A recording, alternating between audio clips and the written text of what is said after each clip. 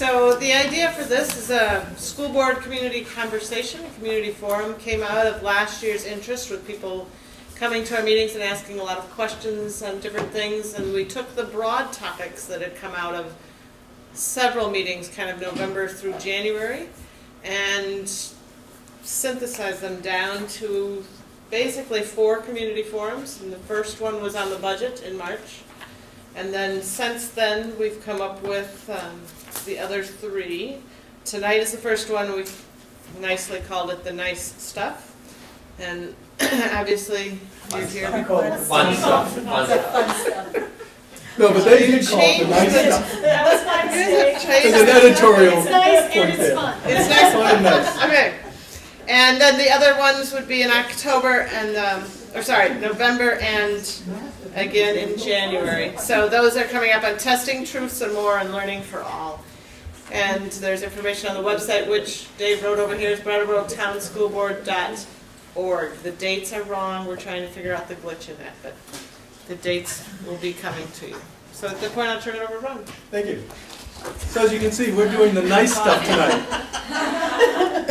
And it's not that math and literacy are not fun or not nice, but this is a little bit different.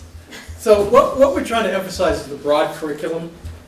And I think as you hear from presenters tonight and have a chance to see some of the displays, you really do get a sense of the broad offerings besides math, literacy, science, and social studies that are offered.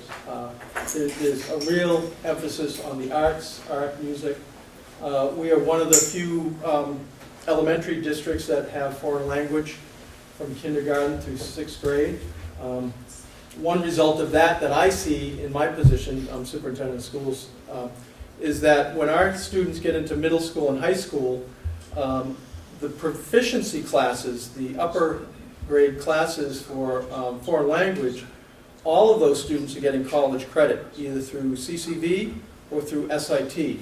And the fact that we have students starting at the elementary level is a real benefit to our students.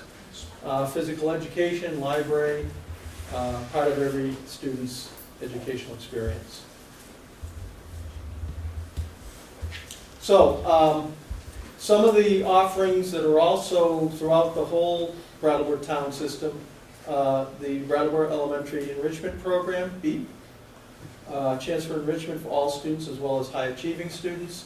And I think that's one of the, and we'll again hear from people in that program, but the fact that it's not just like high achieving students, but it's enrichment for all students, which is really important.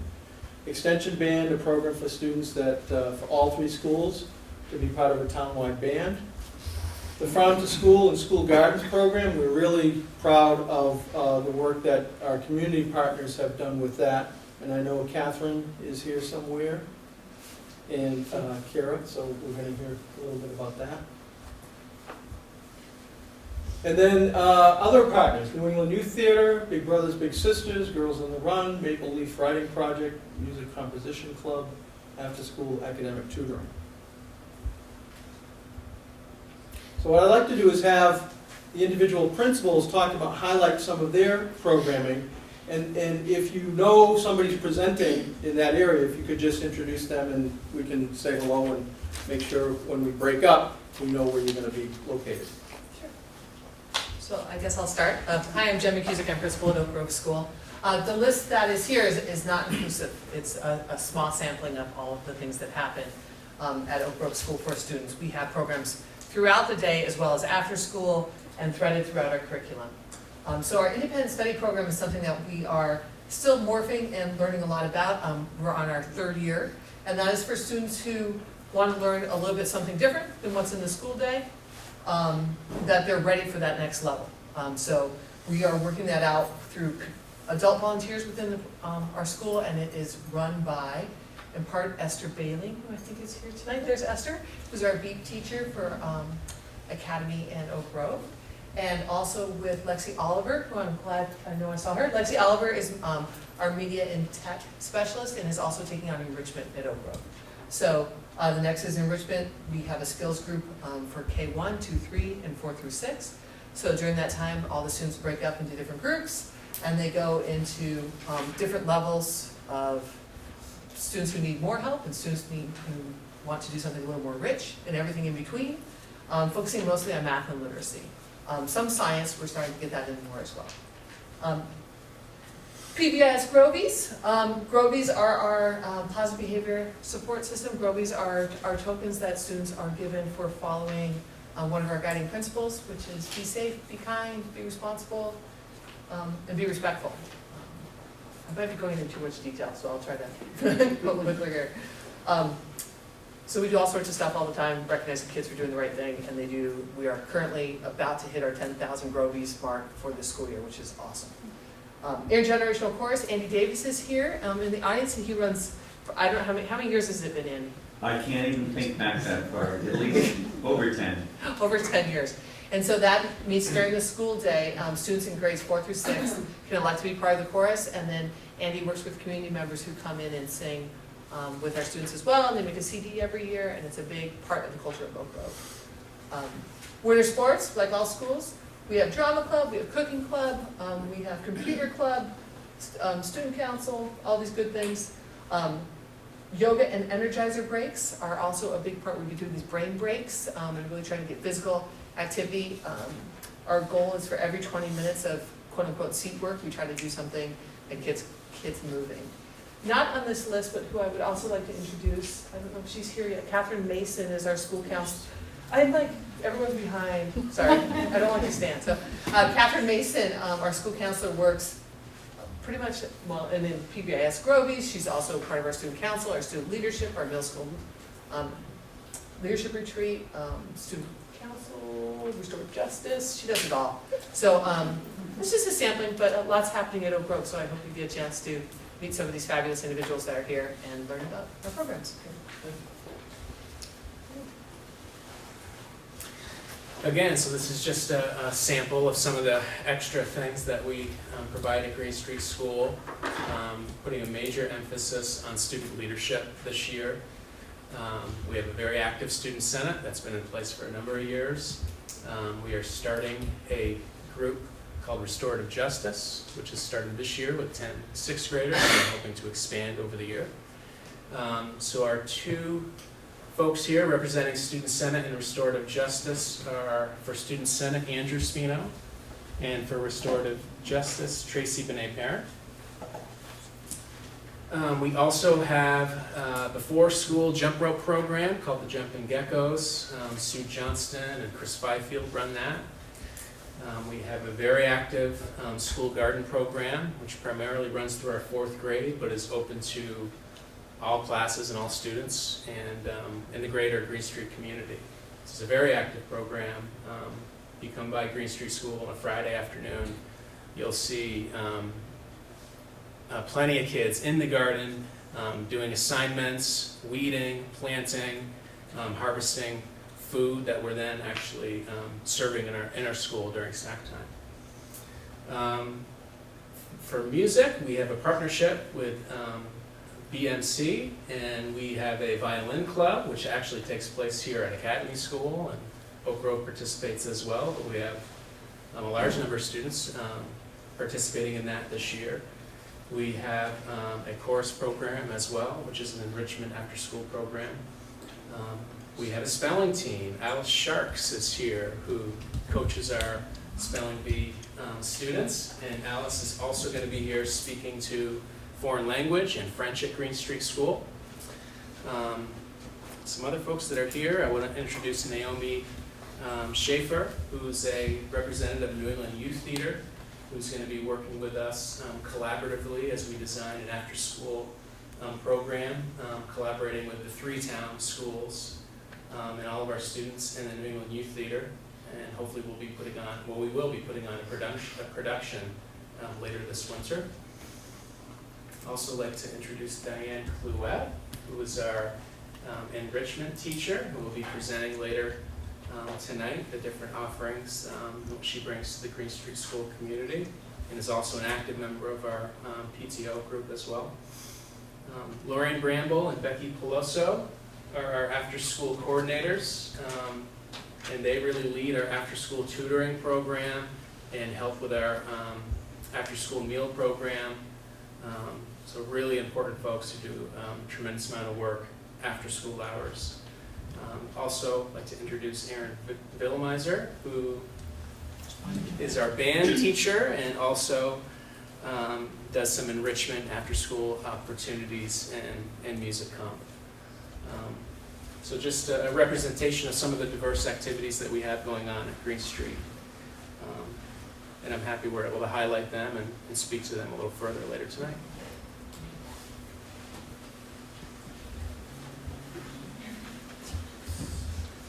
So as you can see, there's a lot of things going on during the school day and after. At Academy, we call it our extended day program. We've changed the culture of school. We've gone away from the concept that school ends at 3 o'clock, and we have a lot of kids here until 4:15 every day. We also provide a late bus for students. So we run 3 8-week after-school sessions here. A fall session, which begins October 1st, then a winter session, and a spring session. The winter session generally is our most heavily attended by students, and last year we had over 200 students participating, doing something in that winter session. So we get great turnout. This year we've also started an after-school meal program, which we started recently at the 3 schools. And for students that are here on Monday, Wednesday, and Thursday, there's a very nutritious meal free of charge to all the students who are participating in some activity. Most of these people have already been introduced. Esther is our deep teacher.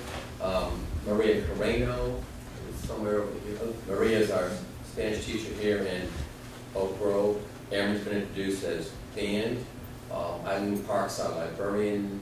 I don't see here, but she's going to be here tonight. And Judith Palmieri is our counselor. She runs the student leadership program at Academy. So you can see some of the activities here. Chinese culture and language, that's offered in all 3 of the schools. We have Zumba for students. These are after-school activities now. Newspaper club, art club, mad science. We have gym activities, or we also call that our fitness club, drama club, student leadership will meet after school, and our spelling team. I think they actually meet before school. So quite a few things going on as we expand the school day and offer enrichment and tutoring. Not up there, we do offer tutoring for students who need after-school intervention in math and literacy. Is Carol Compton here? Carol, thank you for coming. So with the Brattleboro Music Center. One of the things that we've done is we've tricked students that we've extended the day by having them start a little early, and then we have all these extra after-school and enrichment within school. And so we tricked them into extending their day. I think they love it, being here with these people. But the great thing is, when we look at our kneecap scores, and I always say it's just one measure, so I'm not hanging my hat on this. There's multiple measures that we use for our student assessment. But the really nice thing is that we are always at or above the state average. And when you think of the Brattleboro Town Schools with about 60% of our students on assistance, free and reduced lunch, compared to the state average. And so sometimes the background of those students need more enrichment and other opportunities. We're doing really well in terms of our student achievement. And a big part of it is because of the broad curriculum that many people in here are part of. So I guess what we'd like to do is we have some stations throughout this room and the other room. There are some snacks in the hallway. So we'd like to have people rotate through and get a sense of what some of these people are actually doing with the students. And so thank you for being here. And we'll proceed to some sort of rotation. Very positive. Sometimes it's those. So give me the spiel. Okay, so we represent Green Street School, our tutoring program after school. And the paperwork is just an example of the process. We have referrals from the students' teachers, classroom teachers, or a support teacher can also refer. And then a letter goes home inviting the child to come into the tutoring program. We kind of set up a schedule according to the tutor, what days they can work. And then we send a confirmation letter home if the child is going to participate. So this is our schedule for the year. We do 4 sessions. And it's broken down so the parents are aware. So if they can't make it in the first session, which ends in November, we can include them in one of the other sessions. Sometimes they're included in all, it depends on the numbers and also the need. What if a parent wants their kid to have it? That happens Also, It just happens. So if the teacher doesn't suggest it, but a parent wants it, and there's a group that they fit in, then And are you usually able to accommodate all the parents that want to have their kids in? we haven't had to turn anyone away. We have, I think the big My name is Kira Sawyer Hardigan, and I work for Food Connects. So we connect farms to schools, farms to institutions, and farms to community. So we have all kinds of projects that we work on. We help support the Vermont Harvest of the Month, which helps schools and individuals think about eating more seasonally and more locally. We also help support school gardens throughout the school year and during the summer as well. Regarding farm to institutions, we help run Nanook menus and Wyndham Farm and Food. So that's a local food distribution company, and it helps get a lot of local fresh produce and prepared goods into schools and other local institutions. So we're really excited about that as well. Making sure that our local farmers are able to get their local produce into schools. It's much more nutritious, and it just helps kind of make things come full circle. And then we also connect farms and consumers through our local food buying clubs and the neighborhood market. Right now we're running 2 local food buying clubs, one at BAMS and also one at Guilford School. So those are happening every month throughout the school year. And also the neighborhood market runs out of Green Street School during the summer months as well. So, like what we've been doing in 2nd grade for enrichment is we read the Boxcar Children, and then we looked at nonfiction for the Great Depression. So it's kind of around that period. And then also learning how to do maps in their classes. So we were using maps, and we made maps of boxcars. Yeah. We also did. There's a program called VoiceThread that is really cool because it allows the students to talk and or type and with images, and so then when you go through they tell you about the book, and then we took images from the Great Depression and they spoke. Let's see if you can hear it. You might not be able to hear them in here, but they tell you about the Great Depression, and so it's a great way of doing assessment without them even knowing that they're being assessed. And so they've been having a lot of fun, and we just did this in 2nd and 3rd grade. I'm working with mostly the 3rd grade class. There's a couple of 2nd graders too on science, and they're working on adaptation. And so we made our own animals. I'll show you that. This one's a spider jelly. It's a combination between a spider and a jellyfish. And he has eyes in the back of his head because he can't turn his head all the way around. And looking at that for different ways of adaptation. It's been a lot of fun.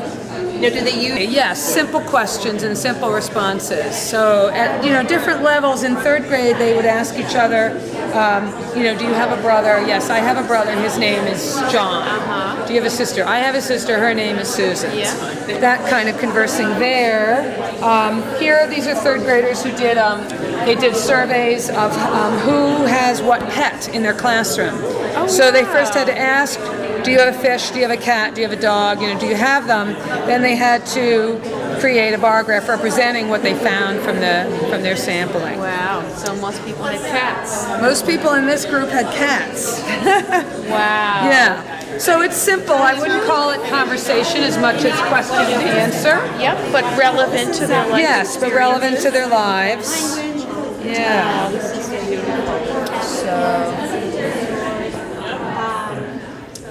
So this is from Little Red Riding Hood, Petit Chaperon Rouge, from first graders. This is kindergartners learning the colors, foods, animals, basic animals. These are first graders and second graders, so more colors, more animals. Third graders learning to talk about where in town things are.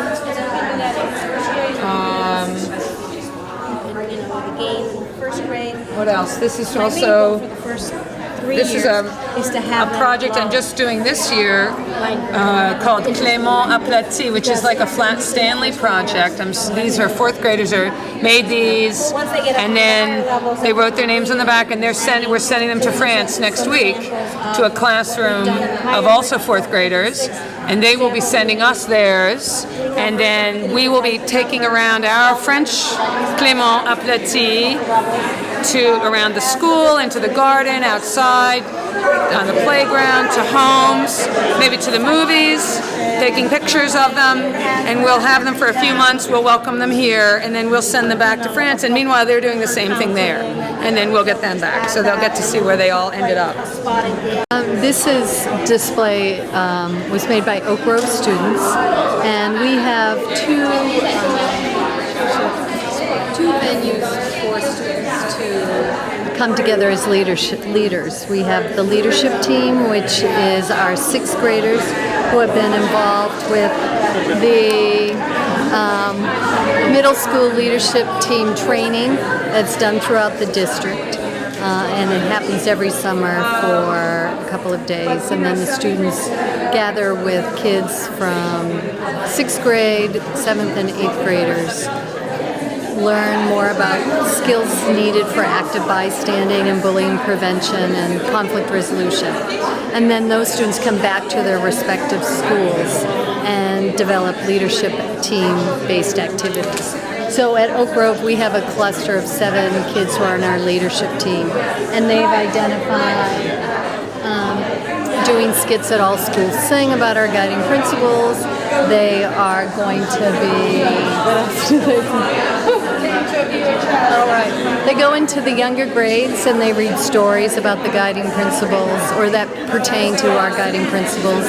Be kind, be safe, be respectful, and be responsible. And then in addition to the leadership team, we have a student council, which is made up of our 5th and 6th graders. We have about a dozen kids who are involved in that. And that primarily is really to celebrate the school and develop activities and events that really foster school spirit. Tracy and I are here from Green Street School, representing 2 committees for leadership. We have our student senators and then our restorative justice committee.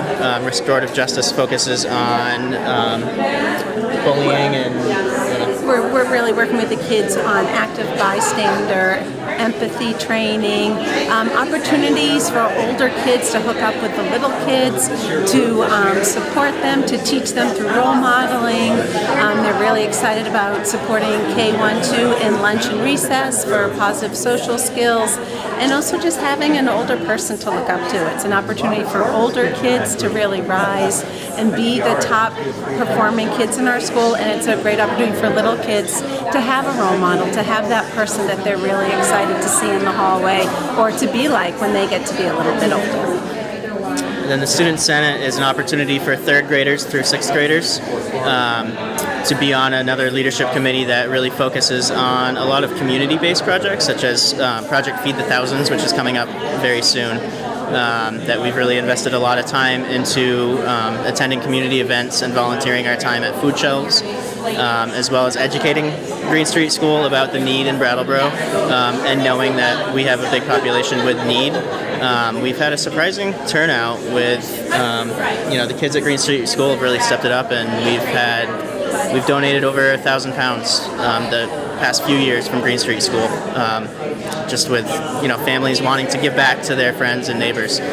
And then we do a lot of school-based projects. We meet as a team at the beginning of each year and think about different things around our school that we would like to see improved. And then we take that on, as a school group and see what we can do. So the Brattleboro Music Center is in the third year of a partnership with the Wyndham Southeast Supervisory Union to offer specifically now after-school programs in both chorus. We have something called Generation Pop, which is for grades 3 through 6 from any of the elementary schools or homeschoolers who would be associated with any of those elementary schools. We also have an after-school strings program. We used to call it violin, but this year we have 2 young ladies who want to play cello, so it's now the strings program instead of just the violin program. We also have an annual concert that's a big favorite among the schools, where kids from schools throughout Wyndham County are invited to come to a full-blown orchestra concert that the Wyndham Orchestra puts on. That's always good fun. 750 elementary school students in the Latches Theater, engaged for about 45 minutes, and then they get to go home and talk about it on the bus all the way home. But those are the major programs that we offer jointly with the schools, and then we have a variety of after-school and Saturday morning classes that we offer throughout the course of the year. Everything from time traveling through music to a course we call Mini Mozarts, which teaches young children about basics about music composition. So those are some of the things that we offer. My name's Erin Villmeser, and I teach band at Academy, Green Street, and Oak Grove schools. We have a band program for students in grades 4, 5, and 6. And it's curricular, it's all during the school day.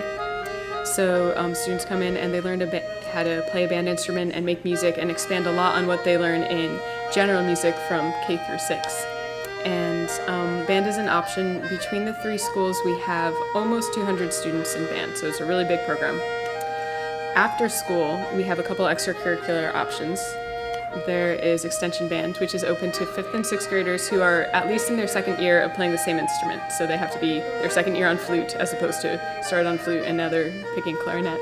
And it's a more advanced group. We play really great music, and we end up having a lot of the students who really are into it and practice a lot and really want to be there. So extension band meets at Academy, but it combines students from all 3 schools, and they all come together. They take the bus here, they take the late bus home, so transportation is provided. And we have a couple extra concerts each year, and this spring we're hoping to do district band night and do a school sing tour, and we'll also be doing a gallery walk this year. The last program we have is Composition Club, which is open to all students in grades 4 through 6 from all 3 schools, again coming together at one school. And it doesn't matter if they're in the band program or not, and they don't need prior composition experience. It's just club for composing, and we change the projects a little bit each year, so it depends on what students' interests are. So I'll probably say we'll either do maybe something like this, or something like this. Have kids sign up, and so then they show up and figure out what do we want to focus on. So Composition Club is really fun, and it's just a great introduction to making your own music and composing music, even if you don't play an instrument or you've never composed before.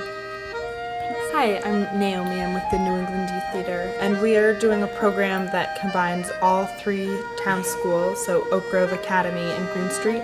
And it's an after-school program, so we'll have a bus that picks kids up at all 3 schools and brings them to NEYT, where we'll work together to learn basic theater skills and then rehearse a play, Jack and the Devil's 3 Golden Hairs, which we'll put on in January. So we've been running individual after-school programs at each school, and the principals got together and said, why don't we combine it? So we're calling it the Town School Theater.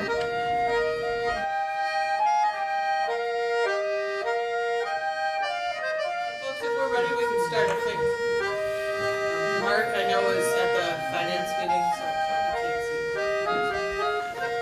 Okay, so we'll call the meeting to order. And recognition of any groups and individuals, maybe we'll leave that till we get to the forum. Okay. So we'll start with the consent agenda, the approval of the minutes and the warrants.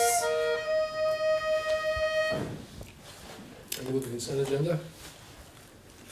You got it all set. Tim. All in favor? Aye. Aye. All right, and then I'm gonna move one new business part up immediately, just so we make sure we get to that, because an action is needed on early education partnership contracts. It's the same as it has been in other years. Brattleboro and Nemerson Town School Districts agree to enter into a one-year contract with the Brattleboro Center for Children, and then I'm assuming this is all Yeah, of we them. should just read the. Read the list. Yeah, so we have pre-K partnerships with Brattleboro Center, Brattleboro Nursery, Garland School, Hilltop Montessori, Horizon, Mulberry Bush Neighborhood Schoolhouse, Sprouts, Vernon Preschool, Westby, and Winston Prouty.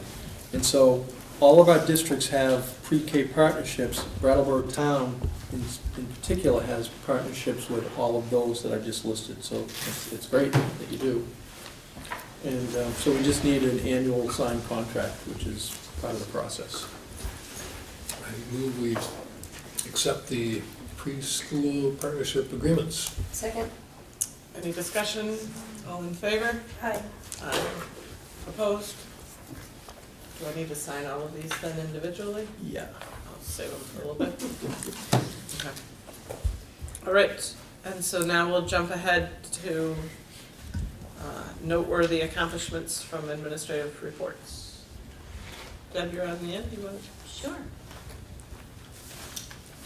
We held our cleanup day at Canal Street this past Saturday, and we had about 15 folks turn up, and it was a great day. We got a lot accomplished. There was raking, there was cleaning up the shed, and cleaning the spindles on the banister, and kind of all of the finer details that don't get as much attention as they should through the program year. And it's a great way to establish a sense of community and ownership in partnership with our parents and our children. So it was a good day. We have a new administrative assistant who started on Monday. Really excited to have Debbie McLew at our front desk. She comes with a lot of experience as a previous administrative assistant and also as a para in the Triple E program north of us. So she is a great fit, and we're excited to have her. She has lots of talents. We are losing our tooth tutor on the 24th of October, and so anyone who happens to know a dental hygienist who might be looking for part-time work, please send them our way. We definitely would need that person to work with us in the position of an oral health specialist, and a big part of that is connecting our families to dental homes and also working with Dr. Budisky in the community to set up our Saturday clinic days at EES. So we will sadly miss Susan Rand. She's been with us for about 8 or 9 years, and she's moving into the Department of Public Health's position as a dental hygienist. So we haven't lost, the community hasn't lost her entirely, but we will definitely miss her presence at EES.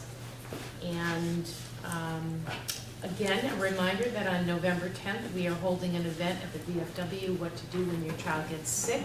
It is primarily focused for parents, but it is open to any and all of our constituents. We just need to have a count beforehand because we are providing dinner, and there will be a presentation using the book, What to Do When Your Child Gets Sick, that will help folks, parents, understand sort of at-home first aid and safety and general health knowledge tips that they can use rather than rushing their child to the emergency room.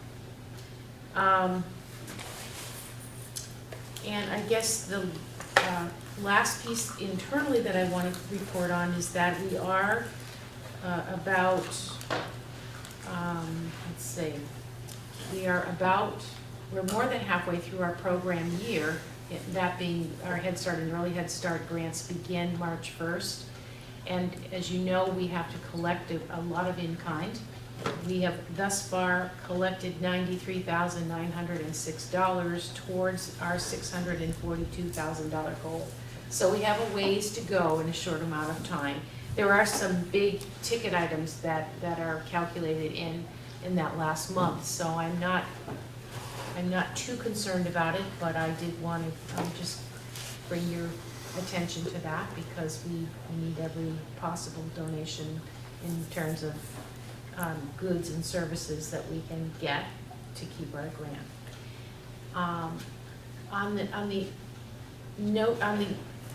topic of the pre-K partnership, it made me think that I should give you an update on what's happening at a state level. I know that I mentioned this the last time we were together. There is a state grant that has been submitted, and it is a three-way partnership with the Child Development Division, the Department of Education, and the Vermont Head Start Association to access pre-K dollars for 4 years, $10 million per year. And the idea is that it would expand the number of slots, preschool slots, targeting 4-year-olds and offering full-day services. I did include EES in that agreement, and we will keep our fingers crossed, although there are 30 states who indicated they would be applying, and only 15 awards will be given. So we'll keep our fingers crossed that Vermont might be one of those recipients. We are a smaller community, but we had a very strong application because of the three-way partnership. And we should know by the end of December.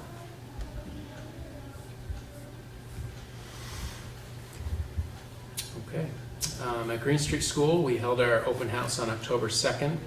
We had 160 families attend open house. That's about a 70% rate of our population. Throughout the night, the students became the tour guides for their families and toured them around the school, participating in a scavenger hunt and a collaborative behavior matrix quiz, which students then handed in the following week and received a little certificate of participation. So it was a nice event. Lots of people in the building. We had our first all-school celebration on October 9th, and that was for working towards and meeting our school expectations. Consisted of pairing our older students with our younger students, rotating through 3 cooperative team building games, and then culminating in afternoon school sing. So it was a very successful first celebration, and we're hoping to continue those throughout the year with the theme of bringing the community together and putting bigs in roles of working with younger students in the building. This Thursday, tomorrow, our Student Senate will begin. We'll have their first meeting. And in terms of student leadership, our Restorative Justice Group, which I explained at the last meeting, is also up and running.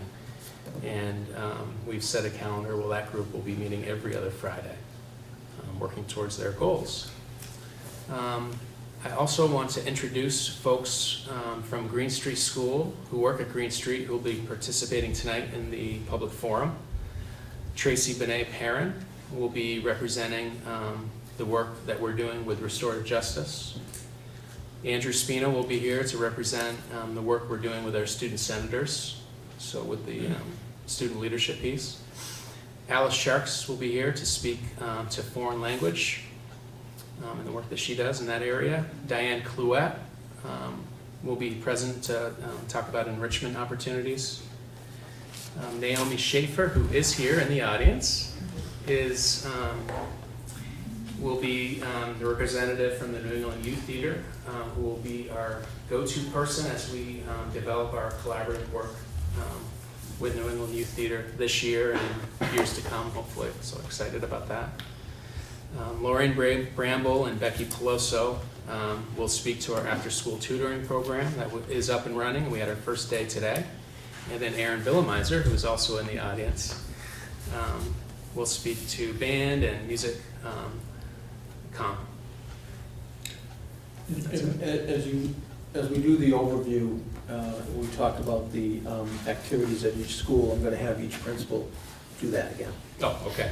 Well, that's pretty. That's the pre-prep, which is good. You don't have to worry about messing up the name. Yeah, he waited till after you told everybody's name. Yeah. So, had you go first. It's all you. Okay, so Oak Grove School, we started our after-school programming this week. So we had Today we had 17 kids in computer club and 5 in tutoring, which for us is quite a bit. A lot of numbers, a lot of children in computer club today especially. Our student council also has officially started with our student leadership, and our welcome committee, which we had kind of ad hoc at the beginning of the year, is now completely formed with our student groups. And our welcome committee for students, whenever we have a new child come to, besides kindergarten, come to Oak Grove, they get a little bag, a little lunch bag and some Oak Grove music CD and some things in there. And then they're assigned a buddy who helps them learn all about the school and checks in with them at recess and lunch, and then for the following week that they're assigned that buddy. So it's a pretty neat thing, and students love being the leaders in that. As I believe Ron talked about, October 3rd, the Latches Theater, students from I think all 3 schools in grades 4, 5, and 6 went to go see author Tim Federle, Better Nate Than Ever author. He's one of the DCF authors for this year, and Oak Grove has taken on this challenge. I know we all do the DCF challenge of reading Dorothy Canfield Fisher books, but our 6th grade and several of the adults are in a challenge right now of how many books we can read out of the 30. I'm currently winning. That's the only reason I'm mentioning it. No winning? I'm totally winning. Yeah, Good job. totally winning. But it's a great community building. It's going well. And 2 quick announcements. Tomorrow at the Welcome Center, our parent group, currently called Frogs, is having a bake sale to raise money for winter sports. So they'll be there all day tomorrow. So stop on by and grab a baked good and throw money in a pot for us. Can we get that on TV tonight? No. We're meeting again. And then lastly, that Oak Grove is looking for a long-term substitute paraeducator for our WSESU program. So we're really hoping to get somebody strong in there. And that's a paraeducator position working with students with cognitive and behavioral challenges integrated into our classrooms. And why are we looking for a long-term substitute? We are looking for a long-term substitute because the position, based on the population of the students who came, we only had 3 staff members, paraeducators funded for the position. We had new students move in this year, and based on their IEPs and their needs, we need another person. We can't physically cover all the children at the same time with their needs. So substitute is hopefully going to turn into a full-time position, but that's where we start by contract and by budget. But I think I was fully employed or had my full staffing for 48 hours before this happened. So I felt pretty good. Once we get too relaxed. Yes, starting to getting back. But that's it for Oak Grove. Things are great.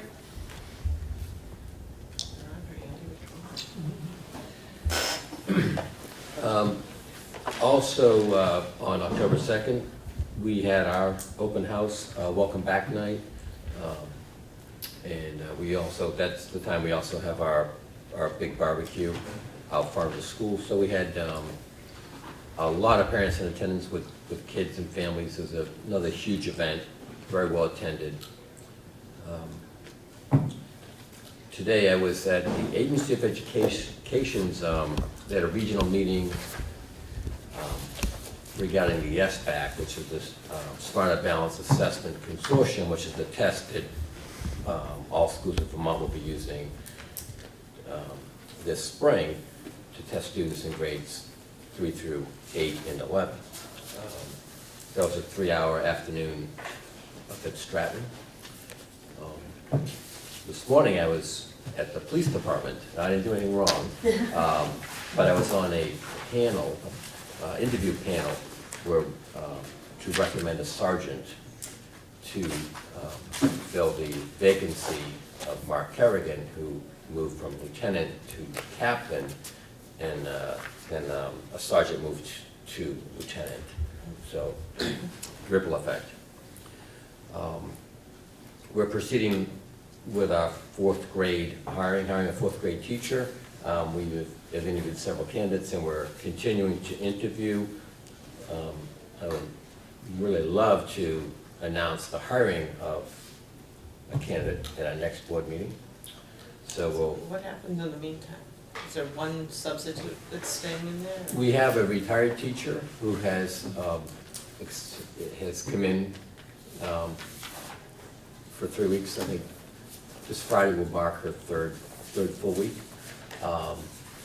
So not certain that she'll continue beyond that.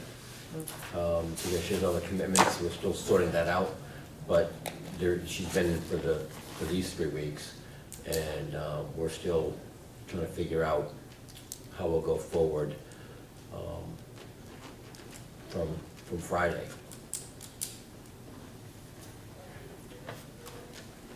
And I do want to announce the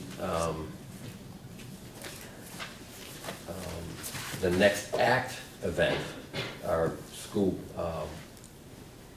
parent group, will be November 3rd, and we're going to be featuring a documentary movie called Fed Up, 2 words, Fed Up, which is narrated by Katie Couric, and we'll be showing that from starting at 6:30 here in this room, and we want to invite all the parents from Academy School as well as Green Street and Oak Grove, and there'll be a free event that evening. We'll also have some other folks on hand who can talk about student nutrition. Fed Up is a documentary that chronicles the effect of sugar on our bodies and in particular on children. So I also want to extend a welcome to all the administrators and board members as well. What's the date on that? November 3rd at 6:30. You probably aren't serving any refreshments or anything. Well, like we that, right? actually are. We have some parents from ACT have offered to create some nutritious Kale chips. snacks that will have no sugar. Thank you. So those cookies out in the hallway, are they part of that plan? Those probably won't be served that night. So I just wanted to follow up on the SU board meeting that we had last Thursday with some budget development meetings. And as I think we talked about last Thursday, Frank Rucker was explaining that, or maybe I did, with the SU consolidation of the special ed budgets, the whole process is going to be probably a week later than we typically would be. So we're looking at the first week in December. So December 3rd would be one of your normal meeting dates. So we would ask that we devote some of that meeting to the first draft budget. So that would be December 3rd.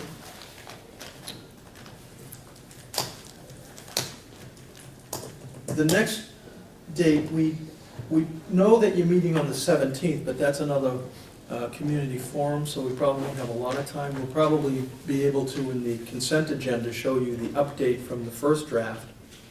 But I'm wondering if we could meet on the next morning, the 18th. And in the past, you've done either 8, 8:15, or 8:30 in the morning. And I'm not sure on Thursdays with the principals, Thursday mornings. So before we jump too far, Kim, I know you can't come at any 8 or 8:30. Mornings usually do not work for me. So Ron and I were just mumbling, we were trying to find some that are mornings and some that would be during our regular meetings. Yeah. So, Most of them will be during the regular meetings. All right, so there won't be too many who would be missing. all Is right. that? And I think if we're able to show you a draft on the 17th, there may not be a lot of work to be done on the 18th, but we could go from there to see whether we do Okay. need to meet. But would 8:30 be Scheduling. for people? December 18th. We can't go earlier, can we try? It's a Thursday. Does it not work for principals to go earlier? Was that why? 8:15? Earlier is fine. Or 8? Did we do that last time, was 8? Yeah, we did it. Yeah, I can't make it. We have a school improvement team is meeting that morning, and we don't end until 8:15. So you really can't start till 8:30? 8:30.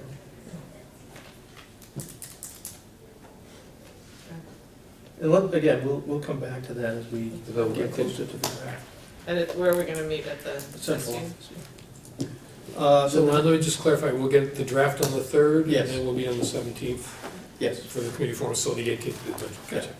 And we will, from the meeting on the 3rd, we will have some changes to present to you on the 17th, I'm sure, but we won't have a lot of time that night. And that's why if we could continue on the 18th, that might be helpful. And then the next time would be your regular meeting, January 7th. We would plug in one of those dates.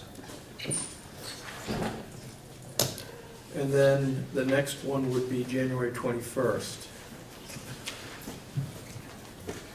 And after the 7th, we may decide we need another meeting before the 21st, but I guess I'd wait until we get to that point. Did we talk about moving the second community forum to January? Or the third one, I'm sorry, the third one, the December 17th. We didn't want to do anything. So we're not doing December 17th, and I don't have that with me. So did we say the 17th? I thought we said the 21st. Well, I made an error on the 21st. That doesn't mean that's what we said. The third community forum that's scheduled for December 17th, we moved to January 20th. Right. We could make that December meeting more budget then, and we don't need the 18th then. Right, can we take that out? Yeah, right. Okay. Good catch. Yeah, good catch there. So that leaves, Kim, that leaves you available for all of them, right? We didn't put anything. So maybe between the 7th and the 21st, we plug in another date, but we'll know as we get closer to that. And then on the 21st, it would probably be just the adoption of the budget at that point, based on our typical time. 21st of? And the publishing January. issues. Yeah. So we'll kind of confirm those in the minutes. Jane's here. No, Dave is clicking. Jane's on here. All right, so you'll have those. And I just wanted to give you a little update.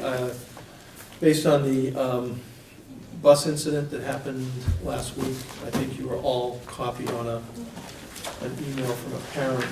So Jill had sent it to me last Friday. Ironically, Andy and I and Jen had been meeting with First Student that afternoon. We did talk about some of the issues that we've been dealing with, including this one. And then, I'm not sure if everybody saw Carol Lynch's response to the parent. I think she copied everybody on that. And then I spoke to the parent. I wanted to touch base with the parent first, and I followed up, and she seemed very satisfied that we're taking that concern very seriously, and we want to make sure that that sort of thing doesn't happen again. So, and then again, I spoke with Carol Lynch.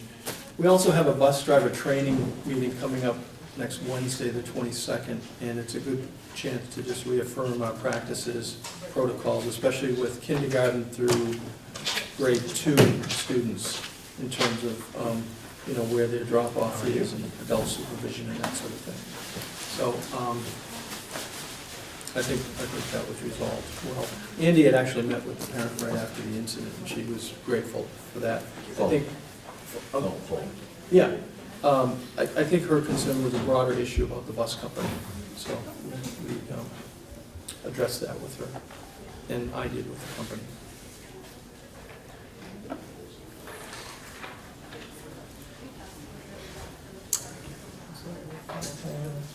What's that? Anything else on your list? I don't think so.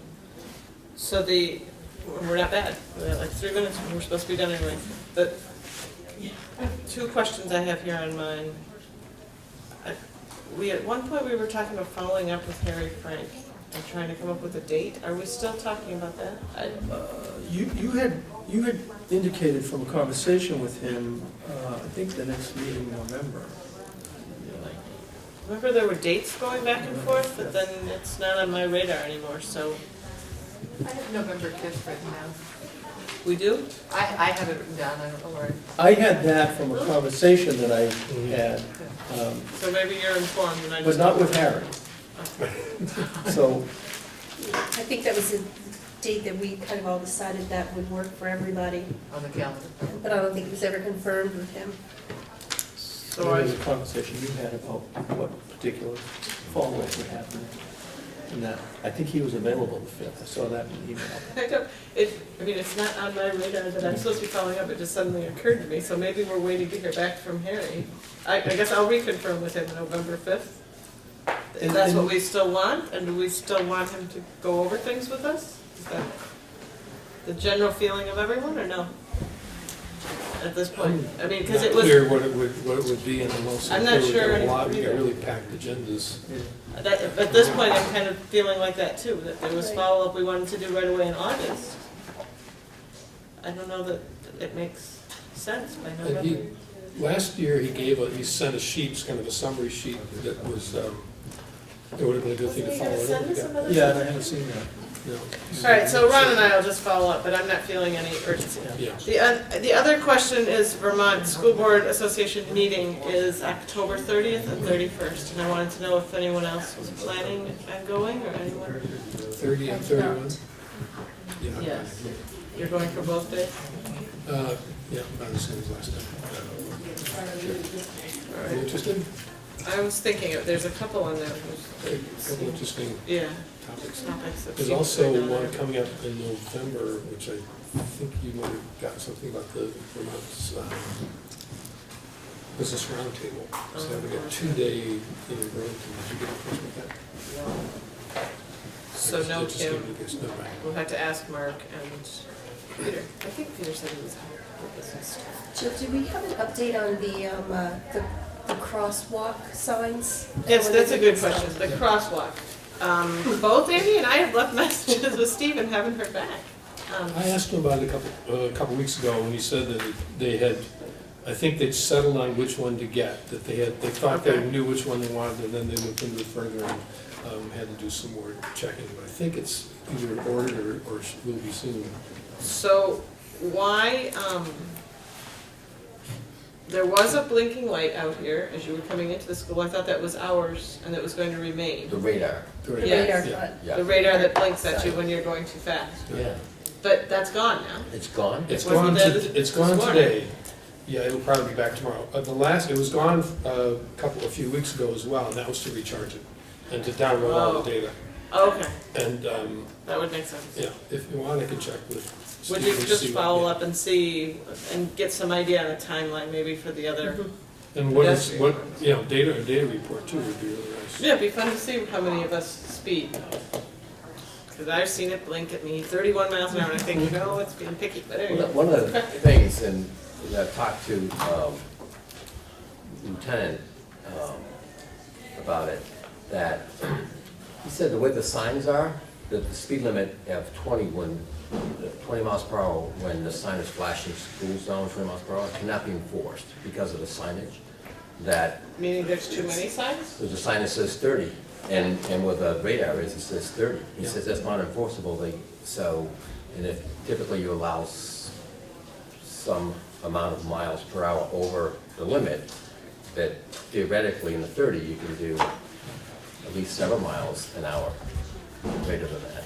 So someone can come through there during a 20, what we think is a 20-mile-an-hour zone, and it's not enforceable if you're going over 35 or 37 miles an So hour. if we move the sign, the blinking one to the 20 mile an hour? Well, I don't know sign, the it would answer, what the answer is in terms of legality, but I think it's something to look into that should be investigated to Do you make want it to a follow up with 21 the flash. chief? Because yeah, it always seemed to me that it should have been on the 20, because if it's sitting there screaming at you about 30, but the sign is really for 20, it doesn't, it's just one more visual confusion. It'd be nice to have it on the 20-mile sign saying you're going over 20. Well, But then it wouldn't be there. It'd be nice to know that it's a 20, it really is, it's not, it really is a 20-mile-an-hour zone when kids are. Right, when that yellow light is It'd be blinking. nice to know that would be enforceable. Okay, so at this point, I think we switch over to the community forum. Yes.